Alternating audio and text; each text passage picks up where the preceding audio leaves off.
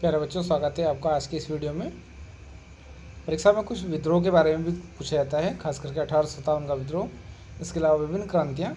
तो आज हम कुछ महत्वपूर्ण 4-5 विद्रोह के बारे में विस्तारपूर्वक जानेंगे। तो फिलहाल आपकी स्क्रीन पर दिखाई दे रहा होगा 1857 का एक विद्रोह, जिसको प्रथम स्वतंत्रता संग्राम विनायक दामोदर सावरकर ने भी कहा था। तो आइए इस विद्रोह के बारे में जानते हैं। जो 1857 का विद्रोह हुआ था, ये 10 मई 1857 को मेरठ से प्रारंभ हुआ था खास करके। लेकिन ये समय से पहले कुछ जगह पर एक छावनी थी, बैरकपुर छावनी, वहाँ से इसका प्रारंभ हो गया था। 10 मई 1857 से पहले ही अप्रैल में ये शुरू हो गया था, जिसके कारण मंगल पांडे एक क्रांतिकारी थे भारतीय, उनको पकड़ लिया गया था और पहले क्रांतिकारी थे जिनको 1857 के विद्रोह में फांसी दी गई थी। तो वास्तव में 1857 का विद्रोह जो था, उसकी तारीख जो थी वो 10 मई 1857 थी, जो कि मेरठ से प्रारंभ होना था और धीरे धीरे कानपुर, बरेली, झांसी, दिल्ली, अवध आदि स्थानों तक ये फैल चुका था। इन अलग अलग स्थानों पर अलग अलग लोगों ने 1857 की क्रांति का नेतृत्व किया था। झांसी के बारे में आपसे जानते हैं। झांसी की एक रानी थी, रानी लक्ष्मीबाई, जिसका बचपन का नाम मनु था, मणिकर्णिका। उन्होंने झांसी से उसका नेतृत्व किया था। इसके अलावा दिल्ली में आप सभी जानते हैं जो नवाब थे बहादुर शाह जफर, इन बहादुर शाह जफर ने दिल्ली का नेतृत्व किया था।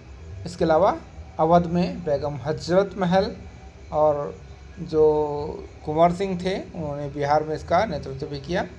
तो कहने का मतलब यही कि अलग अलग जगह पर इसका नेतृत्व अलग अलग लोगों ने किया। और जो हीरोज़ थे, इंग्लैंड के अंग्रेज अधिकारी थे हीरोज़, उन्होंने झांसी की रानी का अंत किया था, उनका वध किया था। तो ये कुछ प्रश्न एग्जाम में पूछे जा सकते हैं कि 1857 का विद्रोह कब प्रारंभ हुआ। तो 10 मई 1857 को ये प्रारंभ हुआ था। पहला क्रांतिकारी कौन था जिसकी मृत्यु हुई? वो थे मंगल पांडे। मंगल पांडे का संबंध किस छावनी से है? तो वो बैरकपुर छावनी से है। या दिल्ली का नेतृत्व किसने किया? तो आप सभी इन प्रश्नों का उत्तर आसानी से दे पाएंगे। इस समय एक और नई चीज़ आ रही है कि 1857 के विद्रोह के स्थान पर एक दूसरा विद्रोह है, उसको भारत का प्रथम स्वतंत्रता संग्राम माना जा रहा है। वो था पाइक विद्रोह 1817 का, 40 साल पहले का, उड़ीसा से। बख्शी जगबंधु उसके नायक थे। दूसरा विद्रोह देखते हैं, नील विद्रोह। ये नील विद्रोह जो है मुख्य रूप से 1869 में बंगाल के किसानों से संबंधित थे, नील की खेती से संबंधित थे। जो नील है वो एक क्रांति का एक रंग के रूप में, प्रतीक के रूप में जाना गया। जो अंग्रेज अधिकारी थे वो किसानों से नील उगाने के लिए कहते थे, जिसके कारण इसने एक नील विद्रोह का रूप धारण किया। 1859 में बंगाल के जो किसान थे, उन हजारों किसानों पर भूमि पर नील उगाने के लिए जो खेती करने का काम था उसको करने से इनकार कर दिया और अंग्रेजों को विवश कर दिया कि वो उन्हें खाद्यान्न उगाने दे, अनाज उगाने दे, जिनसे कि उनका पेट भरेगा। नील उगाने से, रंग उगाने से उनका कोई फ़ायदा नहीं होगा। जिस नील का हम प्रयोग करते हैं, नील की खेती बहुत बड़े पैमाने पर बंगाल में की जाती थी और जबरन जो उपजाऊ भूमि वाले खेत थे वहाँ पर इसका उपयोग अंग्रेज करवाते थे और नील का विदेशों में व्यापार किया जाता था। इस नील का एक खास विशेषता भी थी। वो विशेषता ये थी कि नील उगाने के पश्चात उस भूमि पर किसी प्रकार की फसलों को पैदा नहीं किया जा सकता था, जिसके कारण नील विद्रोह 1859 में बंगाल में हुआ। बाद में यही नील विद्रोह पूरे देश में फैला और अंग्रेजों का सभी जनता ने विरोध किया। तीसरा जो महत्वपूर्ण आंदोलन है, जो एग्जाम में पूछा जाता है, वो है असहयोग आंदोलन 1920 का। जो जलियांवाला बाग हत्याकांड था 13 अप्रैल 1919 को हुआ था, उसके पश्चात और रॉलेट एक्ट के विरोध के पश्चात भारत में महात्मा गांधी जी के द्वारा असहयोग आंदोलन 1920 में चलाया गया था। और ये जो असहयोग आंदोलन था, इसके माध्यम से अंग्रेजों के साथ जो भी हम कार्य करते थे उसके प्रति असहयोग का प्रयोग किया गया। इसके अलावा सभी भारतीय नागरिकों ने विभिन्न प्रकार की जो अंग्रेजी कार्य थे उन्हें छोड़ दिया। जो वकील थे उन्होंने वकालत छोड़ दी, जो न्यायाधीश थे उन्होंने न्याय करना छोड़ दिया, जो टीचर थे उन्होंने पढ़ाना छोड़ दिया और जो छात्र छात्राएँ थी उन्होंने अपना शिक्षण कार्य छोड़ दिया। हर इस चीज़ का जो था बहिष्कार किया गया और बहिष्कार करने के पश्चात खादी को अपनाया गया। यह असहयोग आंदोलन अहिंसक था, लेकिन फरवरी 1922 में चोरी चौरा कांड हुआ, जिसमें कि कुछ पुलिस वालों को जिंदा जला दिया गया आंदोलनकारियों के द्वारा। उसके पश्चात यह असहयोग आंदोलन को वापस लेना पड़ा। यही कारण था कि ये असहयोग आंदोलन असफल साबित हुआ। 1920 में प्रारंभ हुआ और 1922 में ये समाप्त हो गया, फरवरी 1922 में। तीसरा जो एक महत्वपूर्ण आंदोलन था वो था पूर्ण स्वराज की मांग। ये पंडित जवाहरलाल नेहरू से संबंधित था। 1929 में लाहौर में रावी नदी के तट पर कांग्रेस का एक अधिवेशन आयोजित किया गया, जिसमें अंग्रेजों के समक्ष पूर्ण स्वराज की मांग रखी गई और 26 जनवरी 1930 का दिन संपूर्ण भारत में स्वराज्य दिवस के रूप में मनाया जाने लगा। और 26 जनवरी 1930 से लेकर के 1947 तक, जब तक कि हम स्वतंत्र नहीं हुए, 26 जनवरी को हम स्वराज्य दिवस या स्वतंत्रता दिवस के रूप में मनाते थे। तो जो ये स्वराज्य है इसके बारे में थोड़ा सा जान लीजिए कि आज हम 26 जनवरी को गणतंत्र दिवस क्यों मनाते हैं। क्योंकि 26 जनवरी के दिन ही हम स्वराज्य दिवस या स्वतंत्रता दिवस मनाते आ रहे थे 1930 से। तो जिस समय हम स्वतंत्र हुए 15 अगस्त 1947 को, तो 26 जनवरी को भी स्वराज्य दिवस और 15 अगस्त को भी हम स्वतंत्रता दिवस मनाते थे। तो एक देश में दो स्वतंत्रता दिवस नहीं हो सकते। ऐसी स्थिति में संविधान को महत्व देने के लिए 26 नवंबर 1949 को हमारा संविधान बनकर तैयार हो गया था, लेकिन उसको लागू नहीं किया गया क्योंकि 26 नवंबर के 2 महीने पश्चात 26 जनवरी की महत्वपूर्ण तिथि नज़दीक थी।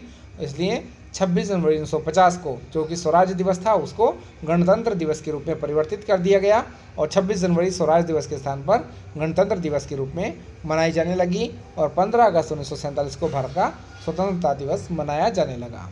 एक और महत्वपूर्ण आंदोलन था, वो था 1930 का सविनय अवज्ञा आंदोलन। इस आंदोलन का संबंध दांडी मार्च से भी है, याद रखिएगा। 12 मार्च 1930 को महात्मा गांधी ने दांडी मार्च प्रारंभ की। साबरमती से दांडी तक 240 किलोमीटर लंबी लगभग ये यात्रा थी। 78 सत्याग्रही इसमें शामिल थे। 3 लोग इसमें उत्तराखंड के भी शामिल थे। इसके पश्चात जब गांधी जी ने साबरमती तट पर पहुंचकर समुद्र से नमक बनाया नमक आंदोलन के विरोध में, तो यहाँ से सविनय अवज्ञा आंदोलन का प्रारंभ हुआ। सविनय अवज्ञा आंदोलन 1930 से 6 अप्रैल 1930 से प्रारंभ हुआ और 1932 तक चला। उसके पश्चात 1932 में द्वितीय सविनय अवज्ञा आंदोलन प्रारंभ किया गया। इस सविनय अवज्ञा आंदोलन का मुख्य उद्देश्य था अंग्रेजों के प्रति जो भी कार्य है उसकी अवज्ञा करना, अवहेलना करना, अर्थात कहना न मानना। एक और महत्वपूर्ण आंदोलन था, वो था भारत छोड़ो आंदोलन।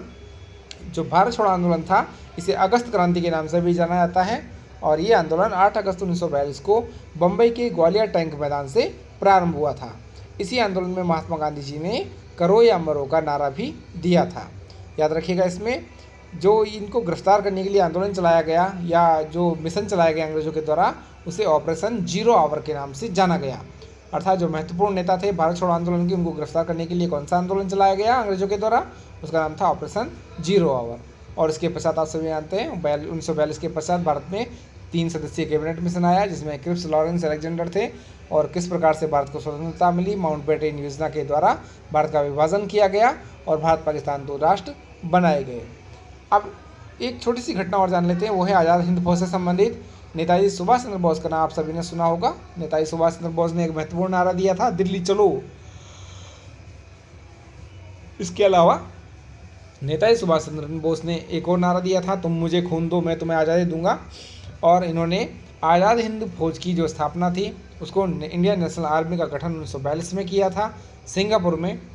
उसका मुख्य उद्देश्य था भारत को स्वतंत्रता दिलाना आर्मी के माध्यम से। अब आगे बढ़ते हैं। भारत में स्वतंत्रता के पश्चात जब त्रिस्तरीय पंचायती राज व्यवस्था लागू की गई थी, तो इससे संबंधित 2 प्रमुख समितियों के से संबंधित प्रश्न भी एग्जाम में पूछे जाते हैं। एक है बलवंत राय मेहता समिति 1957 की, इसके बारे में जान लीजिएगा। बलवंत राय मेहता समिति ने 3 स्तर की जो त्रिस्तरीय पंचायती राज है जो वर्तमान में प्रचलित है, इस व्यवस्था का सुझाव दिया था, जिसमें ग्राम पंचायत, क्षेत्र पंचायत और जिला पंचायत का सुझाव इनका था और वर्तमान में यही चीज़ें इसमें शामिल हैं। 1958 में जो राष्ट्रीय विकास परिषद है, इसने एनडीसी ने बलवंत राय मेहता जो समिति थी इसकी सिफारिशों को स्वीकार कर लिया। और उसके पश्चात 2 अक्टूबर 1959 को पंडित जवाहरलाल नेहरू के द्वारा राजस्थान का एक जिला था नागौर, वहाँ से पहली बार त्रिस्तरीय पंचायत राज का प्रारंभ हुआ। इसके अलावा आप इस चीज़ को भी याद रखिएगा, 2 अक्टूबर के पश्चात 11 अक्टूबर 1959 को आंध्र प्रदेश के महबूबनगर जिले के साधनगर विकासखंड से त्रिस्तरीय पंचायत राज का प्रारंभ किया गया। एक समिति और थी जिसने 2 स्तरों का सुझाव दिया था, वो थी अशोक मेहता समिति। ये 1977 में स्थापित की गई थी जनता पार्टी सरकार के द्वारा। इसने केवल 2 स्तरीय मॉडल की व्यवस्था को स्वीकार किया था, एक था मंडल पंचायतें और दूसरा जिला परिषद। तो इन्होंने 1978 में अपनी रिपोर्टों को सौंपा था।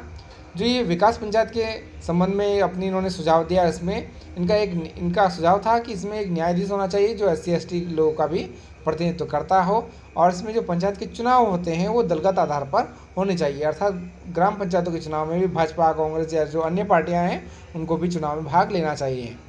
इसके अलावा पंचायतों का विघटन होने के पश्चात 6 महीने के अंदर चुनाव हो जाने चाहिए, ये अशोक मेहता समिति का सुझाव था। अशोक मेहता समिति का ही सुझाव था कि पंचायत राज जो संस्थाएं हैं इन्हें संवैधानिक दर्जा दिया जाना चाहिए, जिसके पश्चात 1992 में जो 73वां और 74वां संविधान संशोधन है उसको प्रस्तुत किया गया और 1993 में इनको लागू कर दिया गया। उसके पश्चात इनका ही एक सुझाव था कि इस व्यवस्था के मूल्यांकन हेतु एक सामाजिक अंकेक्षण होना चाहिए, अर्थात ऑडिट की भी व्यवस्था होनी चाहिए। और वर्तमान में ग्राम पंचायतों के या जितनी भी पंचायतें हैं उन सभी का ऑडिट भी किया जाता है। तो अशोक मेहता समिति भी आपके परीक्षा की दृष्टि से बहुत महत्वपूर्ण है। प्यारे बच्चों, आशा है आपके एग्जाम में ये जो आंदोलन है और ये जो दोनों महत्वपूर्ण समितियां हैं, ये इनसे कोई ना कोई प्रश्न अवश्य पूछा जाएगा। तो इन प्रश्नों को भी अवश्य याद रखिएगा कि बलवंतराय मेहता समिति ने किस प्रकार की पंचायतों का सुझाव दिया। आपको याद रखना है त्रिस्तरीय पंचायती राज सुझाव कब प्रारंभ हुआ, 2 अक्टूबर 1957 को। कहाँ से प्रारंभ हुआ, राजस्थान के नागौर से। या अशोक मेहता समिति ने कितने स्तर का सुझाव दिया, तो इन्होंने 2 स्तरीय समिति का सुझाव दिया। आज के लिए इतना ही, धन्यवाद।